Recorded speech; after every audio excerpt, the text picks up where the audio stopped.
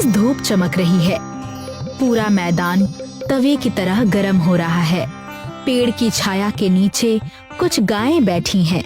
गर्मी की वजह से उनकी जीभ बाहर निकली हुई है। पास ही एक टूटा हुआ हैंड पंप है जिसके नीचे थोड़ा सा पानी जमा है। तभी एक कौवा वहां आकर बैठता है और उस पानी को पीने की कोशिश करता है।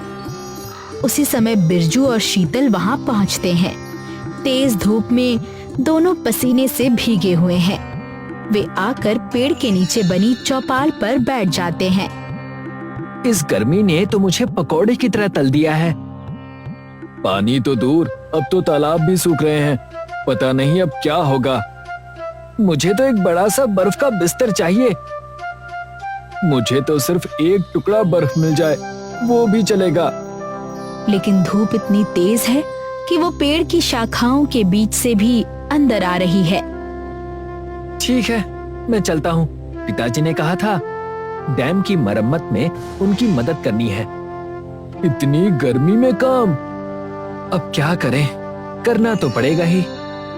जैसे ही बिरजू सड़क की ओर चलना शुरू करता है, अचानक तेज गर्मी की वजह से उसे चक्कर आ जाता है और वो वहीं बेहोश होकर गिर पड़ता है।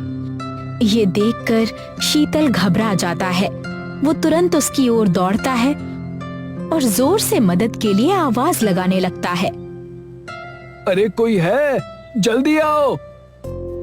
ऊपर आसमान में सूरज तेजी से चमक रहा है और उसकी तपती हुई धूप पूरे गांव पर फैल रही है।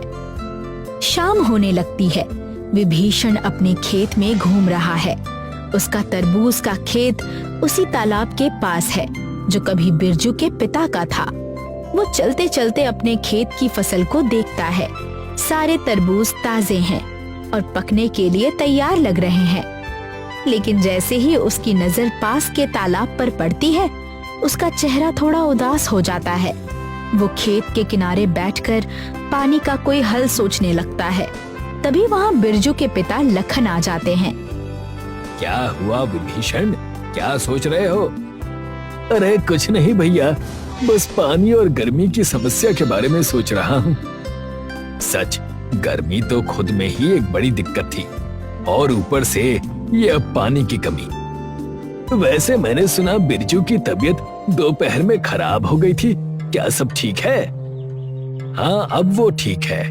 मैं भी काम से जल्दी ही आ गया था और अब बस टहलने निकला हूँ। ना जाने कब ये गर्मी और पानी की समस्या खत्म होगी। दोनों वहीं बैठकर इस बात के बारे में सोचने लगते हैं। रात को बिरजू बिस्तर पर बैठा है। तभी उसकी माँ खाना लेकर उसके पिता लखन के पास आती है। लखन जमीन पर बैठकर खाना खाने लगता है। थोड़ी देर में बिरजू की माँ पारुल भी उनके साथ आकर बैठ जाती है। घर का पानी भी खत्म होने को आया है। पता नहीं अब क्या होगा। गांव का हैंडपंप भी टूट गया है। अब पानी कब आएगा किसी को पता नहीं। अब क्या बताऊं, डैम की मरम्मत में और समय लग रहा है। इतनी कड़ी गर्मी की वजह से लोग भी काम पर नहीं आ रहे। सबके चेहरे पर उदासी साफ दिखाई दे रही है। इसी माहौल में रात बीत जाती है। अगली सुबह एक नई चिंता के साथ शुरू होती है। लखन और विभीषण बिरजू और शीतल के साथ चौपाल पर इकट्ठा होते हैं और इस बारे में बात करने लगते हैं। मेरे तरबूज कुछ समय के बाद ही पकने को हैं। अगर गांव में कल तक पानी नहीं आया तो पूरी फसल खराब हो जाएगी। काश गांव में शहर की तरह कोई स्विमिंग पूल होता। अगर ऐसा हो जाए तो लोगों को कितना आराम मिलता। स्विमिंग पूल और गांव में, वो कैसे? तालाब तो है पर इतनी भीषण गर्मी की वजह से वो भी सूख चुकी है। हाँ, गर्मी के कारण हर जगह से पानी का स्रोत खत्म हो गया है। अच्छा चलो, मैं तो चलता हूँ। मुझे डैम पर जाना है। जितनी जल्दी वो काम होगा उतनी ही जल्दी हमारी परेशानी का हल निकलेगा। सब लोग हाँ में सिर हिलाते हैं और फिर लखन वहाँ से चला जाता है। लखन बांध के पास पहुँचता है और वहाँ की हालत को ध्यान से देखता है। बांध की स्थिति पहले से भी खराब लग रही है। वो तुरंत ध्यान से देखने लगता है कि कहीं बांध में कोई रिसाव तो नहीं है। तभी वो अपने साथ काम करने वाले मजदूर को ढूंढता है और थोड़ी ही देर में वो भी वहाँ पहुँच जाता है। अरे सर, आप आ गए। हाँ, ये क्या? डैम का लीकेज तो अब काफी बढ़ गया है। अब क्या करें? मैंने इंजीनियर से बात की है सर, शाम तक रिपेयरिंग का पूरा सामान आ जाएगा, फिर हम इसे ठीक कर लेंगे। लखन हाँ में सिर हिलाता है। उसकी नजर बांध के उस जंग लगे ताले पर पड़ती है जहाँ से धीरे धीरे पानी रीस रहा है। रात के समय बांध का जंग लगा ताला अचानक टूट जाता है और बांध का पानी नीचे की ओर बहने लगता है। बांध का पानी तेजी से बहते हुए नदी में गिरता है और वहीं से विभीषण के खेत की ओर बढ़ जाता है। पानी के तेज बहाव में खेत के सारे पके हुए तरबूज बहकर पास के तालाब में पहुंच जाते हैं। तेज पानी के साथ टकराकर कई तरबूज फूट जाते हैं और उनका रस तालाब के पानी में मिल जाता है। रात गहरी और अंधेरी होती है, इसलिए ये सब किसी की नजर में नहीं आता। अगली सुबह गांव के लोग तालाब के पास इकट्ठा होते हैं। उनके साथ लखन, बिरजू, शीतल, विभीषण और पारुल भी खड़े हैं। सब लोग हैरानी से तालाब की ओर देख रहे हैं। तालाब का पानी लाल रंग का हो गया है और पानी के ऊपर टूटे हुए तरबूज के छिलके तैर रहे हैं। पापा, ये क्या हो गया? मैं समझ गया। डैम के लॉक में कल जंग लगा था और लीकेज था। शायद वो लॉक टूट गया और डैम का पानी बहकर यहाँ आ गया। पर इतनी बड़ी बाढ़ और हमें पता नहीं चला।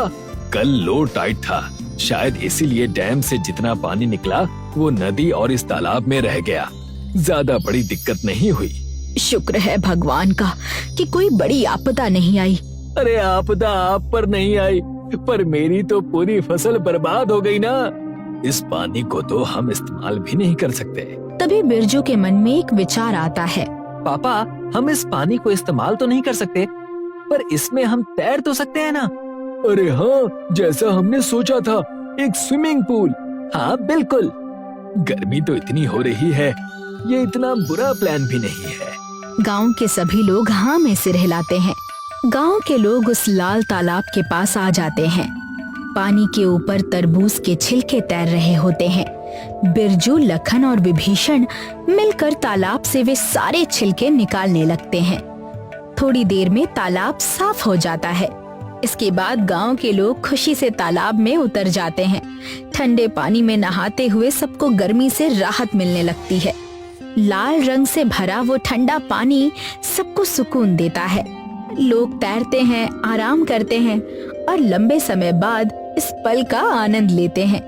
सबके चेहरे पर खुशी साफ दिखाई देती है। फिर एक शाम विभीषण अपने खेत में टहल रहा होता है। तभी उसकी नजर पास के उस तरबूज वाले तालाब पर पड़ती है, जहां गांव के लोग पानी में उतरकर मजे कर रहे होते हैं। ये देखकर उसके मन में तुरंत एक नया ख्याल आ जाता है। उसे लगता है कि वो इस चीज से कुछ कर सकता है। ये सब मेरे खेत के तरबूज से बने तालाब में कितने मगन होकर खेल रहे हैं। इस साल तो मेरे तरबूज बिके नहीं, क्यों ना मैं इसी से कुछ कर लूं। विभीषण खुद से हाँ में सिर हिलाता है और फिर आगे बढ़ जाता है। अगले दिन गांव के लोग फिर से तालाब के पास आते हैं। वहां पहुंचकर वे देखते हैं कि विभीषण ने रातों रात तालाब के चारों तरफ बांस की बाड़ लगा दी है। बाड़ के पास एक कुर्सी और टेबल रखी है और विभीषण वहीं बैठा हुआ है। ये देखकर गांव के लोग उसके पास आ जाते हैं। अरे विभीषण चाचा, ये क्या? बेटा, ये तालाब मेरे खेत के तरबूजों से बना है, तो अब मैंने सोचा है कि ये मुफ्त तो नहीं होगा। सबको यहाँ प्रति घंटा 15 रुपए देने होंगे। पर चाचा, ये तालाब तो गांव का है। तालाब तो गांव का है, पर इसमें तरबूज तो मेरे हैं ना। अगर ये फल बाजार में जाते तो काफी अच्छे दामों पर बिकते, और अभी तो ये फूट कर रस बन चुके हैं, तो मुझे अपने बारे में भी तो सोचना होगा। ये देखकर शीतल और बिरजू दोनों उदास हो जाते हैं। फिर भी वे सोचते हैं कि पैसे देकर ही तालाब के अंदर चला जाए। गांव के लोग एक एक करके पैसे देते हैं और तालाब के अंदर जाते हैं। पानी से उतरकर उन्हें गर्मी से थोड़ी राहत तो मिलती है, लेकिन अपने ही गांव के तालाब के लिए पैसे देना उनके मन को अच्छा नहीं लगता। उधर विभीषण पास ही बैठा हुआ गांव वालों से मिले पैसे गिनता रहता है। धीरे धीरे वहां आने वाले लोगों की भीड़ कम होने लगती है। कुछ समय बाद तो कोई भी नहीं आता। अब विभीषण अकेला बैठा लोगों का इंतजार करता रहता है, लेकिन वहां आने के लिए कोई भी नहीं बचता। फिर कुछ दिनों बाद लखन, शीतल और बिरजू चौपाल पर बैठे आपस में बात कर रहे होते हैं। तभी वहां विभीषण आ जाता है। अरे कैसे हो विभीषण, कमाई हो गई पूरी? अरे भैया, क्यों टांग खींच रहे हो? पहले तो काफी लोग आते थे, अब तो कोई आता ही नहीं। आपने अपने काम की नींव ही लालच पर रखी थी, और लालच से किया हुआ कोई भी काम कभी सफल नहीं होता। अरे इसमें लालच कैसा? मैं तो बस अपने तरबूजों की कीमत वसूल रहा था। चाचा, गर्मी के कारण गांव में काफी लोगों का नुकसान हुआ है, पर इसका मतलब ये नहीं कि वो इसे अवसर बनाकर अपना मुनाफा सोचे। आपके खेत से वो तरबूज चले गए, ये तो बस एक इत्तेफाक था। आपको इसे खुले दिल से लोगों में बांटना चाहिए था। शायद तुम सही कह रहे हो। मैंने ऐसा करके गांव वालों के साथ गलत किया, पर अब मैं इस गलती को ठीक कैसे करूं? आने वाले हफ्ते में गांव के मेले का दिन है। क्यों ना इस बार आप ही उस मेले का आयोजन करें? अरे वाह, ये तो काफी अच्छा सुझाव है। जो पैसे मैंने तालाब के भाड़े से कमाए हैं, उन्हीं पैसों को मैं इस मेले के आयोजन में लगा देता हूँ। ठीक है, हम भी आपके साथ इसमें आपकी मदद करेंगे। सब लोग हाँ में सिर हिलाते हैं। ऊपर आसमान में सूरज तेजी से चमक रहा है। कुछ दिनों बाद तालाब के पास मेला लग जाता है। चारों तरफ रंग बिरंगी सजावट है। तालाब के आसपास कई दुकानें और खाने पीने के स्टॉल लगे हुए हैं। गांव के लोग वहां इकट्ठा होकर मेले का आनंद ले रहे हैं। लोग स्टॉलों के पास घूम रहे हैं, बातें कर रहे हैं, लेकिन कोई भी तालाब के पास जाने की कोशिश नहीं कर रहा। तभी विभीषण वहां आता है और आगे बढ़कर सबके सामने खड़ा हो जाता है। मेरे प्यारे गांव वालों, सब लोग उसकी बात सुनते हैं और थोड़ी झिझक के साथ आगे आकर उसकी बात सुनने लगते हैं।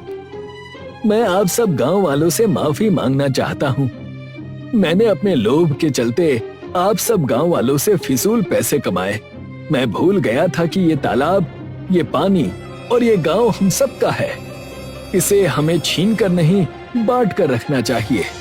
इसीलिए मैं आज ये ऐलान करना चाहता हूँ कि पहले की ही तरह ये तालाब आप सबके लिए मुफ्त होगा, और अब से इसमें आने के लिए आपको कोई भी मूल्य नहीं चुकाना होगा। गांव के लोग आपस में इस बारे में बात करने लगते हैं। थोड़ी देर बाद बिरजू और शीतल आगे आकर खड़े हो जाते हैं। मतलब चाचा, अब से फिर से पैसे बंद और मजे शुरू?